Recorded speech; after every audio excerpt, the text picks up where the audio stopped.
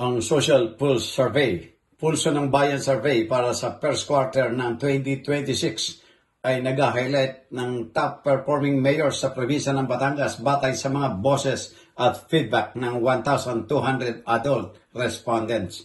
Ito ay isinagawa mula March 10 to 16, 2026 na may margin of error na plus 3% at 95% confidence level. Ang survey ay sumasalamin sa kasiyahan ng publiko sa lokal ng pamumuno, pamamahala at paghahatid ng serbisyo.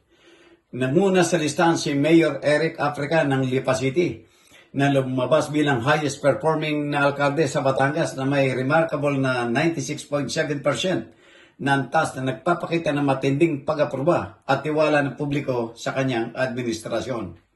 Si Mayor Marvin Marino ng Batangas City ang pumangalawa na may 95.8%, habang si Mayor June Marsigan ng Santo Tomas ay pumangatlo na may 94.5%. Si Mayor Sonny Collantes ng Tanawan City ay nakakuha ng 93.5% na nagpapakita ng patuloy na kasiyahan ng mga residente ng lungsod.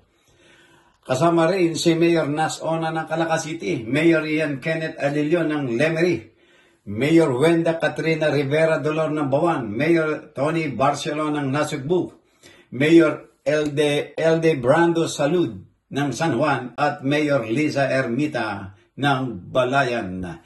Sa kabuuan, ang mga resulta ay nagpakita ng malalakas na pag-aproba ng publiko sa lokal na pamuno sa Batangas na pinapatakbo ng epektibong pamamahala, accessibility ng mga lokal na opisyal at ang paghahatid ng mga programang direktang nakakaapekto sa pang-araw-araw na buhay sa kanilang mga komunidad.